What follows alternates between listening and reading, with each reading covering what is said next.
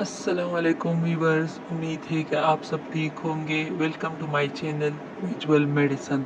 और आज का जो हमारा टॉपिक है, this is about the acute kidney injury. Acute kidney injury, it is a sudden decline in kidney function that develop over hours to days. Acute means that there is a sudden attack or sudden decline in kidney function that develop for hours or days. It results in the kidney being unable to effectively filter waste products, regulate fluids and electrolytes and maintain acid base balance। यानी जो acute kidney injury है, इसमें sudden decline होता है kidney functions का, और जितने भी किडनी के फंक्शंस है, यानी जो वेस्ट को यानी ये वेस्ट प्रोडक्ट्स को बॉडी से एक्सक्रीट करता है। इस तरह ये किडनी का ये फंक्शन है कि ये एसिड बेस बैलेंस रखता है, और इस तरह इलेक्ट्रोलाइट्स को बॉडी में मेंटेन करता है। तो जब इस ये के फंक्शन सारे डिस्टर्ब होंगे, सडन डिक्लाइन आएगा, तो यार ये सारे फंक्शंस जो है ये इफेक्टिवली परफॉर्म नहीं होंगे।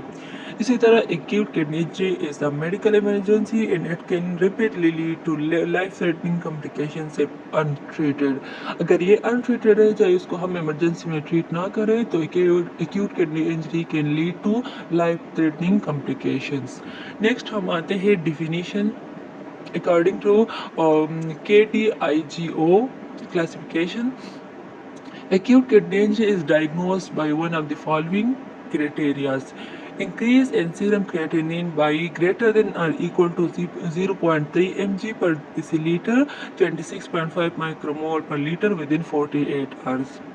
हम एक्यूट किडनी इंजरी को फॉलोइंग क्राइटेरिया के मुताबिक कैसे डिफाइन करेंगे। सबसे पहले आता है कि जब सीरम का क्रिएटिनिन लेवल जो है वो बढ़ जाए, कितना बढ़ जाए, 0.3 mg बढ़ जाए विद इन 48 आवर्स, क्योंकि क्रिएटिनिन जो है ये वेस्ट प्रोडक्ट है, और नॉर्मली जो किडनी फंक्शन करता है वो उसको एक्सक्रीट करता है। तो जब किडनी नॉर्मली फंक्शन नहीं करेगा, तो वो क्रिएटिनिन को प्रॉपर्ली एक्सक्रीट नहीं कर पाएगा, और इसी तरह जो सीरम क्रिएटिनिन है उसका लेवल बढ़ेगा। तो विद इन 48 आवर्स अगर सीरम क्रिएटिनिन का लेवल बढ़ जाए ग्रेटर देन और इक्वल टू 0.3 mg, तो उसको हम एक्यूट किडनी इंजरी की क्राइटेरिया में रख सकते हैं। इस तरह second criteria is increase in serum creatinine to equal to और greater than 1.5 times baseline within previous 7 days. अगर सीरम का क्रिएटिनिन लेवल जो है विद इन प्रीवियस 7 डेज जो है वो अपने नॉर्मल बेसलाइन लेवल से 1.5 या इक्वल टू 1.5 टाइम्स जो है वो बढ़ जाए, तो उसको भी हम एक्यूट किडनी इंजरी कंसिडर करेंगे। इस तरह अगर यूरिन आउटपुट जो है it is less than 0.5 millilitre पर KG per hour bye at least 6 hours. अगर यूरिन का आउटपुट जो है वो less than 0.5 millilitre per hour हो जाए पर एटलीस्ट 6 आवर्स, तो ये जो सारी क्राइटेरिया है उसको हम एक्यूट किडनी इंजरी जो है वो लेबल करेंगे। नेक्स्ट हम आते हैं types of acute kidney injury पर। तो 3 टाइप्स है। First one is prerenal acute injury.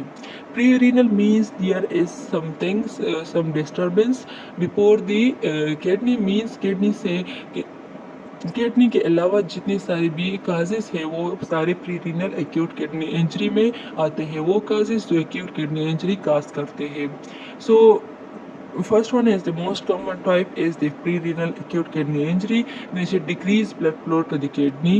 जब किडनीज को ब्लड फ्लो कम हो जाती है थ्रू द रीनल आर्टरीज, या इस्कीमिया हो जाता है या हाइपोक्सिया हो जाता है, so finally it leads to pre renal acute kidney injury.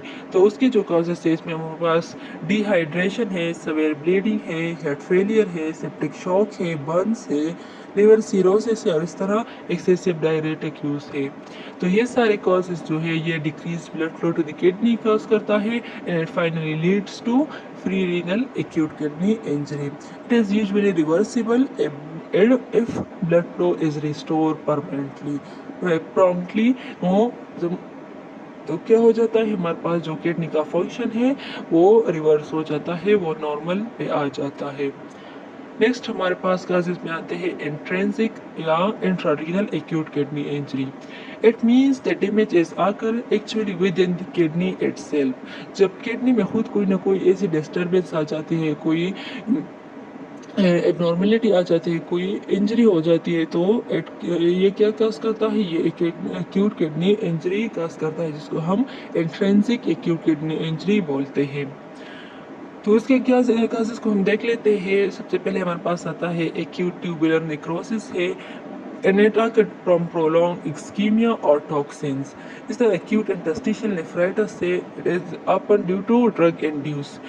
And next one is glomerulonephritis and then vasculitis आ सकता है। इस तरह nephrotic medications जो हैं such as aminoglycosides, NSAID, amphotericin B, cisplatin and radiographic contrast agents, ये सारी चीज़ें जो है ये acute kidney injury काज कर सकता है, means it causes damage within the kidney itself. Next हम आते हैं पोस्ट रीनल काजेस पे या post renal acute kidney injury पे। तो it is due to urinary obstruction. So इसके जो काजेस है, इसमें किडनी स्टोन्स हो सकते हैं, एनलार्ज प्रोस्टेट ग्लैंड हो सकता है, ब्लैडर ट्यूमर हो सकते हैं, यूरिट्रल ऑब्स्ट्रक्शन हो सकता है, इस तरह ब्लड क्लॉट्स हो सकते हैं। Kidney function often improves after relieving the obstruction. तो ये जो ऑब्स्ट्रक्शन है यूरिनरी, अगर हम इसको रिलीव करेंगे तो ये जो पोस्ट रीनल एक्याई है इसको भी हम रिवर्स कर सकते हैं। नेक्स्ट हमारे पास आता है risk factors for acute kidney injury, जिसमें हमारे पास मोस्ट कॉमन जो होते हैं ओल्डर एज है, डायबिटीज़ है, हाइपरटेंशन है, क्रोनिक किडनी डिजीज है, मेजर सर्जरी हुई है, इस तरह सिप्सिस है, आईसीयू एडमिशन है, डिहाइड्रेशन है and use of nephrotic drugs है। ये सारे रिस्क फैक्टर्स है for acute kidney injury. Next हम आते हैं signs and symptoms of acute kidney injury. So जो मोस्ट कॉमन है and it varies by severity and causes. First one is reduce urinary output, means oliguria होगा, swelling of leg and face, fatigue होगा, nausea and vomiting होगी, इस तरह shortness of breath हो सकता है, कन्फ्यूजन होगा, लॉस ऑफ एपेटाइट हो सकता है पेशेंट को, इस तरह हाई ब्लड प्रेशर भी हो सकता है। These are all the common signs and symptoms of AKI. Next, severe AKI may cause pulmonary edema, hyperkalemia, means high potassium serum level, metabolic acidosis हो सकता है, इस तरह यूरिमिक एन्सेफेलोपैथी हो सकती है, एनकॉर्डिक एरिथमियाज भी हो सकता है। अगर सवेर एक्यूट किडनी इंजरी हो तो ये सारे कॉम्प्लिकेशंस हो सकते हैं। Next about the diagnosis of acute kidney injury. Diagnosis में हम सबसे पहले ब्लड टेस्ट करवाते हैं, जिसमें हम सीरम क्रिएटिनिन का लेवल देखते हैं, इस तरह ब्लड यूरिया नाइट्रोजन को देखते हैं, इलेक्ट्रोलाइट्स को चेक करते हैं, स्पेशली पोटाशियम को कि कहीं हाइपरकैलेमिया ना हुआ हो, इस तरह बाइकार्बोनेट को चेक करते हैं। इसके अलावा कंप्लीट ब्लड काउंट को हम देखते हैं। यूरिनरी टेस्ट करवाते हैं तो इसमें हम यूरिनलाइसिस करते हैं, यूरिन माइक्रोस्कोपी देखते हैं, यूरिन सोडियम को देखते हैं और इस तरह फ्रैक्शनल एक्सक्रीशन ऑफ सोडियम को देखते हैं। ये सारे वो टेस्ट हैं जो हमें डिटेक्ट करते हैं कि किडनी का जो फंक्शन है वो डिस्टर्ब हुआ है या नहीं। इसके अलावा इमेजिंग में हम रीनल अल्ट्रासाउंड करवाते हैं टू डिटेक्ट ऑब्स्ट्रक्शन और पोस्ट रीनल AKI। इस तरह से स्कैन हम करवा सकते हैं एब्स्टोन्स और अदर स्ट्रक्चर एबनॉर्मलिटीज और सस्पेक्टेड। एडिशनल टेस्ट या सेलेक्टेड केसेस में हम करवाते हैं, जैसे कि ऑटोइम्यून इम्यूनोलॉजी हो गई, सीरोलॉजी हो गई, किडनी बायोप्सी हो गई। When the diagnosis remain unclear तो हम किडनी बायोप्सी भी करवा सकते हैं। नेक्स्ट हम स्टेजिंग पे आते हैं। तो स्टेजिंग में स्टेजिंग इज KDIGO स्टेजिंग, और इसके जो स्टेज 1 है, स्टेज 1 हमारे पास सीरम का क्रिएटिनिन लेवल जो है it's between 1.5 to 1.9 times baseline और ग्रेटर देन 0.3 mg पर डिसीलीटर इंक्रीज। इस तरह यूरिन आउटपुट जो है it will become less than 0.5 millilitre पर kg पर और पर एटलीस्ट 6 to 12 आवर्स। स्टेज 2 को हम देख लेते हैं। तो इसमें जो सीरम क्रिएटिनिन के जो लेवल्स है वो बेसलाइन से 2 to 2.9 टाइम्स जो है वो इंक्रीज हुए होंगे, और जो यूरिन आउटपुट है it will become less than 0.5 ml पर kg पर और पर ग्रेटर देन और इक्वल टू 12 आवर्स। स्टेज 3 को हम देख लेते हैं। तो stage 3 is actually serum creatinine levels is above greater than 3 times of the baseline, और इस तरह जो सीरम का क्रिएटिनिन लेवल जो है वो कितना बढ़ेगा, it will be greater than और इक्वल टू 4 mg पर डिसीलीटर, और इसके लिए हमें डायलिसिस जो मेथड है वो डायलिसिस की ज़रूरत पड़ती है। और इसमें जो यूरिन आउटपुट है it will become less than 0.3 ml पर kg पर और पर एटलीस्ट ग्रेटर देन 24 आवर्स और एन्यूरिया पर 12 आवर। एन्यूरिया बिल्कुल यूरिन की जो आउटपुट है वो कम्प्लीटली ख़त्म हो जाती है पर एटलीस्ट 12 आवर, तो इसको हम फिर स्टेज 3 AKI लेबल करेंगे। नेक्स्ट हम आते हैं ट्रीटमेंट पे कि हम AKI को ट्रीट कैसे करेंगे। तो सबसे पहले हम सर्कुलेशन को रिस्टोर करेंगे, IV फ्लूइड्स लगाएंगे फॉर डिहाइड्रेशन, ब्लड ट्रांसफ्यूजन करेंगे if there is significant blood loss and treat sepsis promptly. Next is stop kidney injury such as discontinue nephrotoxic medication, adjust doses, avoid unnecessary contrast exposure. Next one is correct electrolyte abnormalities such as treat hyperkalemia, manage metabolic acidosis, correct fluid overload. Relieve obstruction if there is urinary obstruction by urinary catheter, ureteric stent, nephrostomy tube, surgery if necessary. And nutritional support involve the educate calories, moderate protein intake, restricted potassium, phosphorus, sodium, and fluids when indicated. This is all about the treatment, general supportive treatment of acute kidney injury. Next हम आते हैं dialysis की indication पर। तो उसके लिए जो normal mnemonic हम यूज़ करते हैं it is AEIOU। A stand for acidosis, when there is severe and refractive acidosis तो हम तभी डायलिसिस करवाते हैं। Next is electrolyte imbalance specially for severe hyperkalaemia.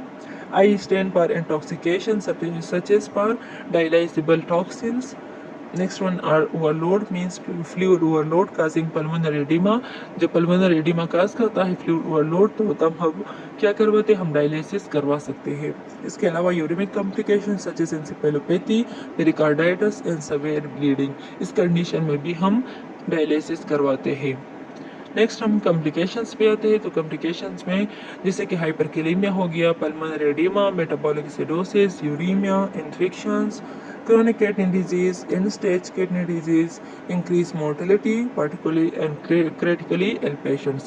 ये सारे complications हैं जो हम ऑलरेडी डिस्कस कर चुके हैं about the acute kidney injury।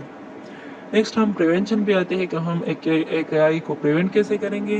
Stay well hydrated in especially during illness time, monitor kidney function in high risk patient. इसके अलावा avoid unnecessary nephrotoxic medications, optimise blood pressure and blood sugar control, use contrast agents only when necessary and with preventive measures and at high risk patients, identify and treat the infections early. These are all about the preventions of AKI. Next is about the prognosis of AKI. Prerenal AKI is often resolved completely if blood flow is restored promptly. Intrinsic AKI may take weeks to months to recover, but some patients have persistent kidney dysfunction. And severe AKI requiring dialysis, it is associated with high risk of chronic kidney disease and death, and particularly in older adults and also in critically ill patients. तो तब हम उसमें क्या करवाते हैं, हम dialysis करवाते हैं पर it's better prognosis. So thank you so much, this is all about the AKI।